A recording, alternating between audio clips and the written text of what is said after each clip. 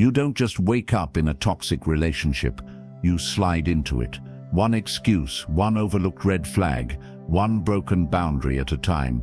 And by the time you realize you're not safe, you've already started believing you deserve the pain. That's the tragedy. Not just the relationship, but what it convinces you about yourself. But here's the truth. If you don't recognize the signs now, this won't just affect your heart. It will infect your self-worth, your future choices, even your identity. Don't click off, because by the end of this video, something in you is going to shift. Not just how you see them, but how you see you. And when it does, I want you to leave one comment. I saw myself in that, but I'm ready to break free.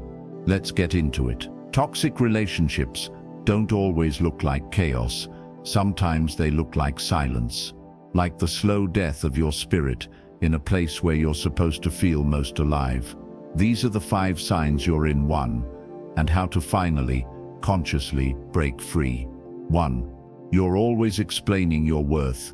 You constantly feel like you're auditioning to be loved, explaining your intentions, justifying your emotions, apologizing for taking up space. You should never have to explain your worth, but if you're in a toxic relationship, you do it all the time, subtly, constantly, relentlessly. You don't realize it at first. It starts with, "I didn't mean it like that," then becomes, "I was just trying to help." And eventually, "I don't know why, I'm always the problem." This isn't communication, it's survival. When you're constantly explaining your worth, you're not just defending your actions, you're defending your existence. You're trying to prove that your needs matter, that your intentions are pure, that your love is valid. But healthy love doesn't make you prove yourself. It doesn't demand a thesis every time you speak your truth. In fact, when love is real, the simple act of being yourself is enough. But in toxicity, love becomes conditional. You're only accepted when you're agreeable, when you're silent, when you play the role that makes them comfortable, and so slowly, you abandon yourself to be chosen by someone who never really saw you. Imagine a courtroom that never adjourns. That's what a toxic relationship turns into. You're on the witness stand 24/7, defending your tone, your timing, your intentions, your honesty. You become fluent in self-blame. Your mind starts running mental simulations before you speak. How will they take this? Will they twist it? Will I be punished again? You start editing yourself in real time, not for clarity, but for safety. Let me ask you something deeply personal.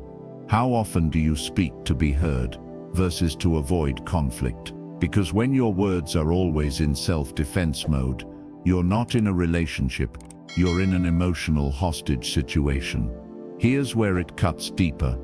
When you're stuck explaining your worth to someone who claims to love you, you start to believe you have to. That's how childhood wounds get reopened. That's how love becomes performance. That's how trauma gets normalized.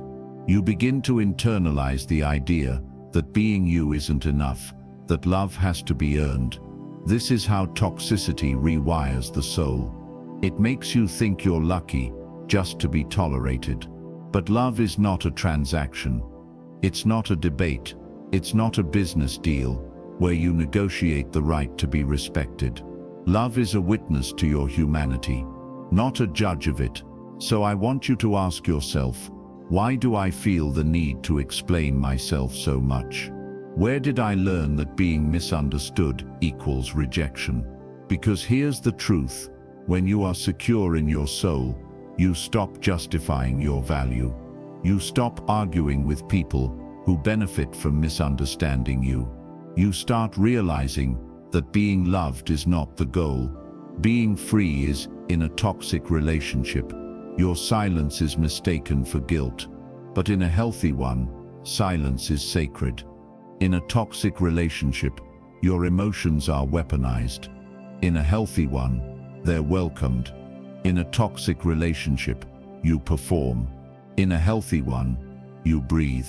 If you've been explaining yourself over and over, if you've been rehearsing apologies you don't believe in, if you've been twisting yourself to earn love, let this be your sign. That isn't love. That's fear wearing perfume. And fear does not deserve your loyalty. Your worth is not a debate.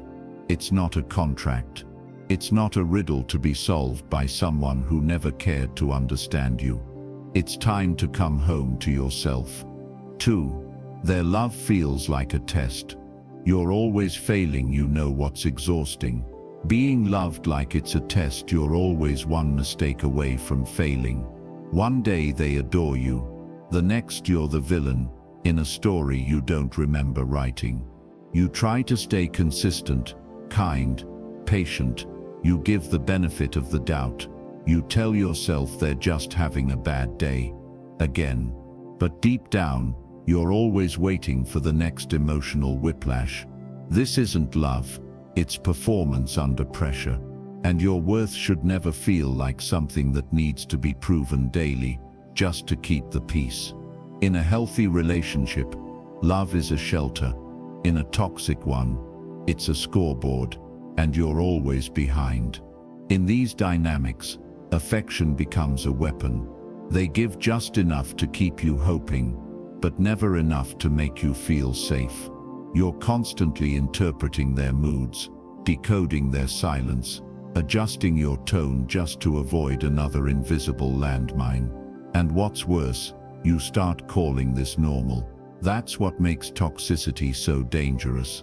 It doesn't scream its arrival. It whispers slowly, until your nervous system believes that love is supposed to feel like tension, like you always need to earn it, like peace is a reward, not a right. Let me ask you something, not just to hear it, but to feel it. When was the last time you felt fully accepted, without having to explain, perform, or prove? Because if love makes you constantly edit yourself, it's not intimacy, it's strategy. Let me give you a picture. Imagine being in a classroom where the rules change every day. You study hard, you do your best, you care. But no matter how much effort you put in, the goalposts move. One day the answer is right, the next day it's wrong, and they won't even tell you why. That's what it feels like when you're with someone whose love is conditional. Their affection becomes a guessing game, and your self-worth becomes collateral damage. Eventually you stop trusting your gut.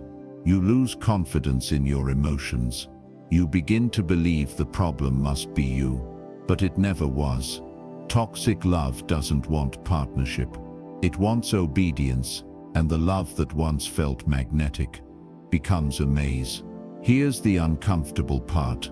Most people in toxic relationships aren't in love with the person. They're in love with the potential, the version of them that existed at the beginning, when everything felt electric, effortless, pure. But that version disappears, and now you're stuck chasing ghosts. That's the hook. They gave you a glimpse of who they could be. But that version only comes back when you're about to leave, just long enough to keep you from actually walking away. This isn't a relationship anymore, it's a cycle. Hope, disappointment. Hope, disappointment. Over and over. If that hits you, if something just clicked, say it in the comments. Not for me, for you. Say, I'm done with love that makes me shrink. Write it down. Because the moment you say it, you interrupt the loop. You choose something different. And while you're here, make this space part of your healing. Subscribe if you're walking through this, and you're choosing to grow daily. Not just escape, but rebuild stronger. This isn't just content, this is clarity.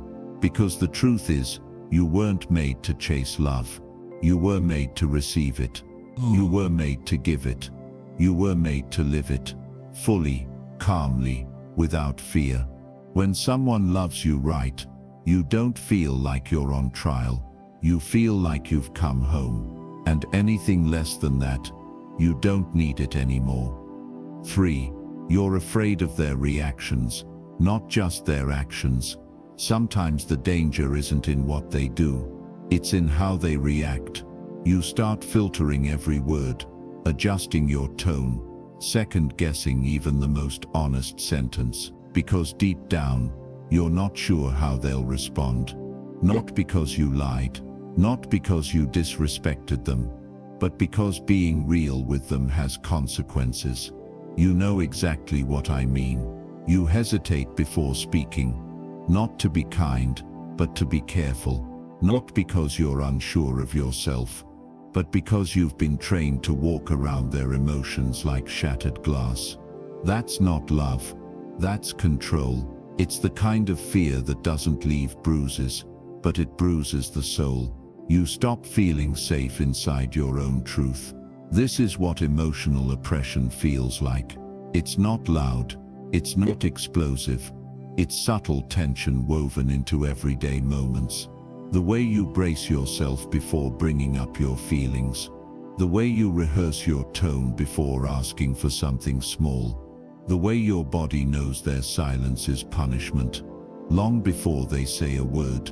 Eventually, you learn to speak in half-truths, hoping it'll keep the peace. But peace isn't real when it costs your voice. Real love never demands that you shrink your truth to fit someone else's insecurity. And yet, here you are, staying quiet, not to keep things calm, but to keep yourself safe. Let me ask you something personal. How often do you hold back how you feel, just to avoid their reaction? That's not emotional maturity. That's survival mode. And no one deserves to live like that, especially not in the one place where they should be able to rest. You start to lose yourself in the silence, not just because you can't speak freely, but because eventually you stop trying. You learn to bottle up what hurts. You normalize pretending things are okay. You lie to yourself saying, maybe it's just not worth bringing up. Maybe I'm too sensitive. Maybe I should have said it differently. That's the mind of someone who's being gaslit, not always by the other person's words, but by the reaction they know is coming. And so you become smaller, quieter, more understanding, more easy to deal with. But easy to deal with is just code for doesn't ask for much anymore. You used to be expressive, now you're just careful. That isn't growth, that's emotional erosion. Listen to me. If you can't share your full truth without being punished emotionally, through silence, anger, guilt, or withdrawal, you're not in a relationship.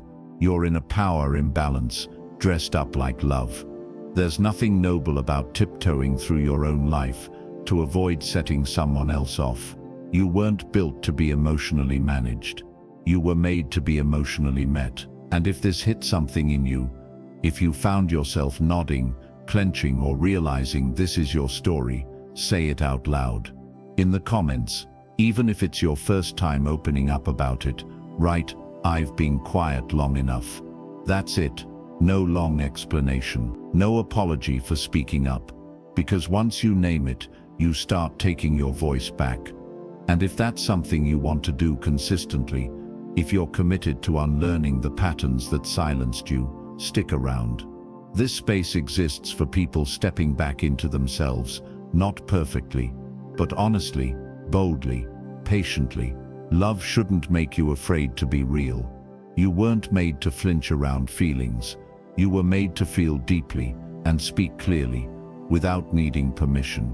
And from this moment forward, you don't owe fear a single ounce of your truth. Not anymore.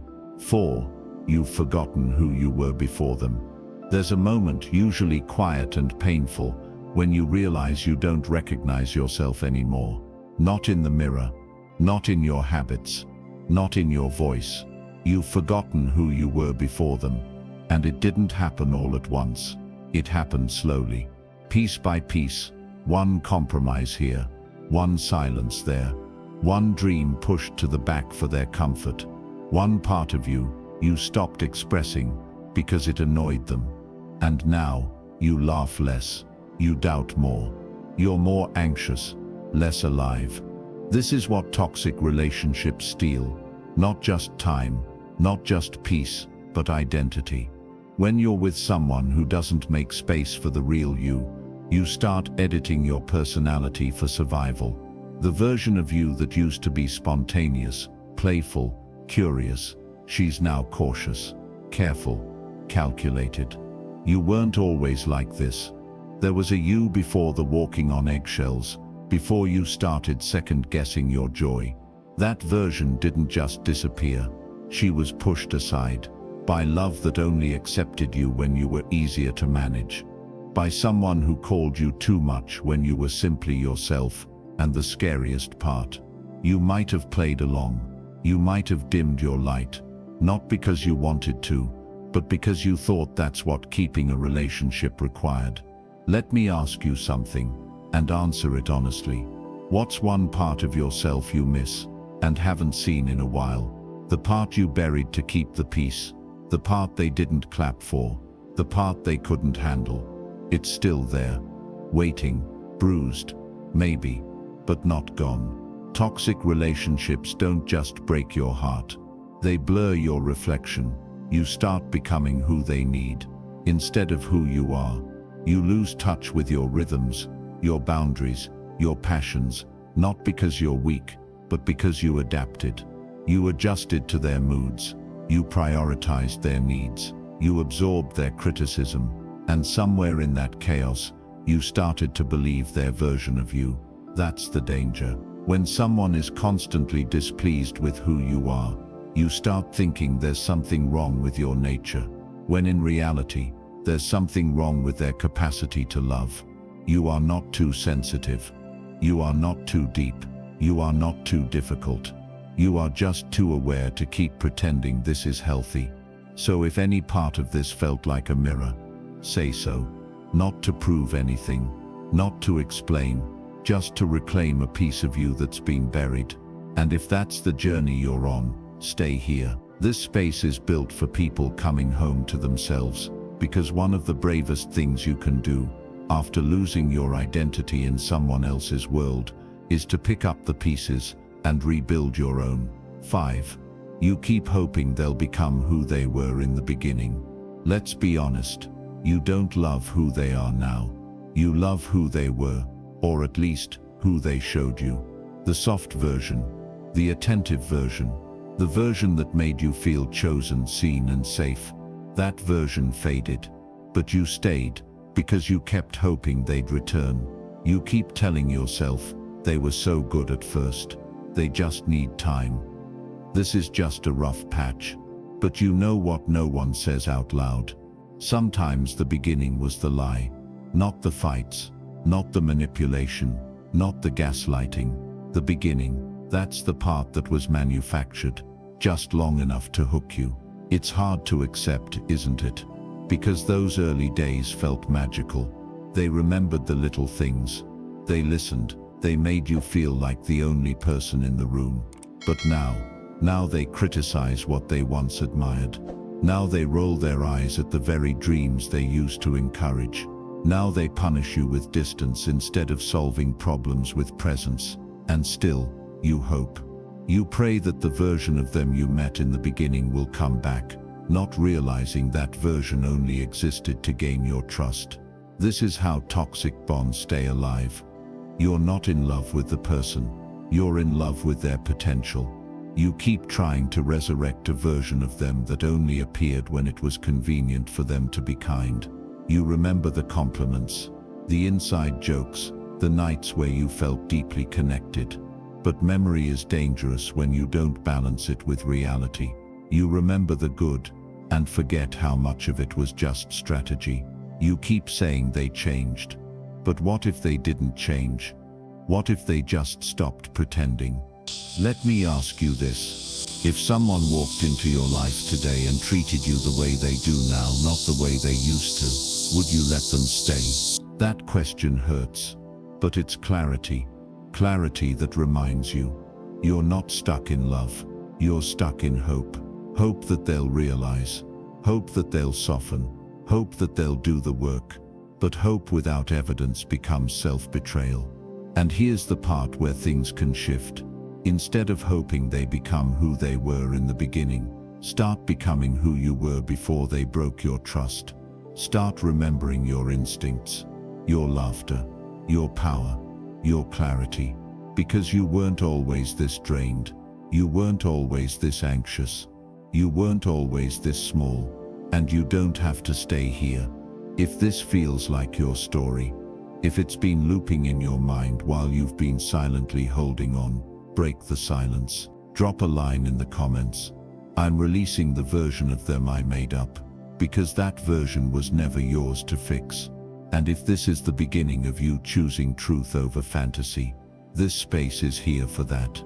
For every painful but powerful step forward, for every moment of clarity, for every decision to stop waiting for the old version of them and start fighting for the next version of you. You don't need their potential.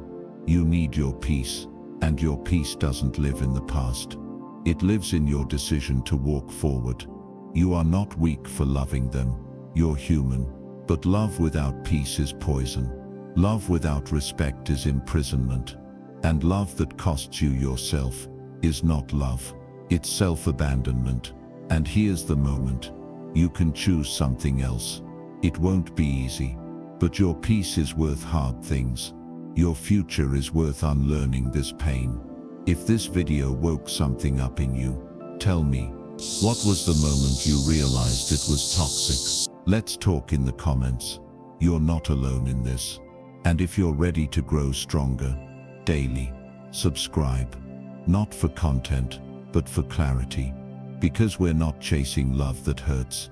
We're becoming people who don't settle for less than we deserve. Stay steady, stay conscious, and most of all, stay yours.